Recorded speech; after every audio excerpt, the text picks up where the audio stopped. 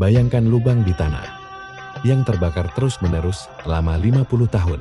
Tidak mati di musim hujan, tidak redup di tengah badai. Apinya terus menyala seperti amarah bumi yang tak pernah reda. Ini bukan mitos. Ini gerbang neraka sebuah kawah gas alam di Gurun Karakum, Turkmenistan. Tahun-tahun 1971, ilmuwan Soviet mengebor tanah untuk cari gas.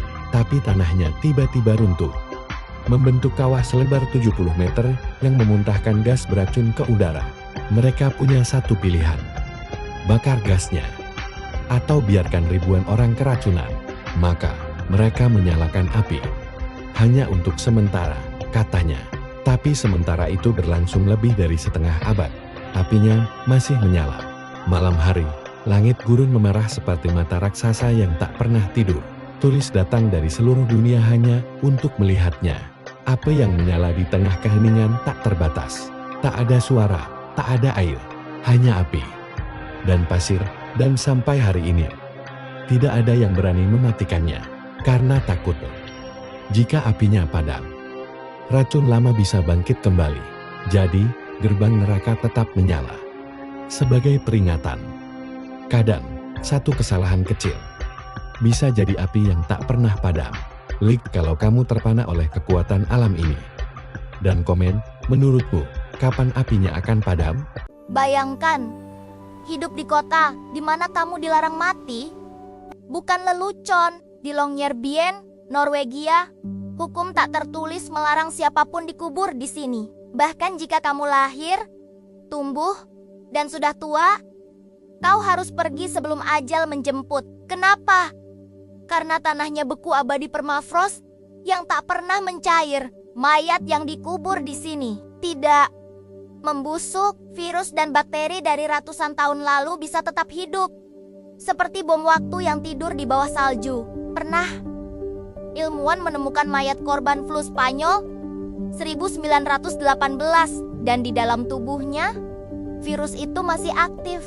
Maka aturan dibuat, siapapun yang sakit parah harus segera diterbangkan ke daratan utama Norwegia. Rumah sakit di sini hanya boleh tangani luka ringan, tidak boleh ada kelahiran darurat, tidak boleh ada kematian. Longyearbyen hidup dengan kesadaran unik.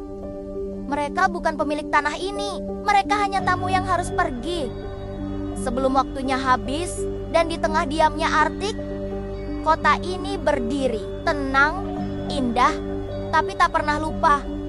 Di sini, kematian pun harus izin dulu. Like kalau kamu terkejut, dan komen, menurutmu adil nggak aturan seperti ini? Bayangkan, terbang rendah, lalu tiba-tiba sayapmu basah oleh uap danau. Dalam hitungan jam, tubuhmu mengeras, matamu terbuka, sayapmu terentang, tapi kamu sudah bukan burung lagi. Kamu jadi patung. Selamat datang di Danau Natron, Tanzania. Danau yang airnya bisa mengawetkan makhluk hidup seperti mumi hidup.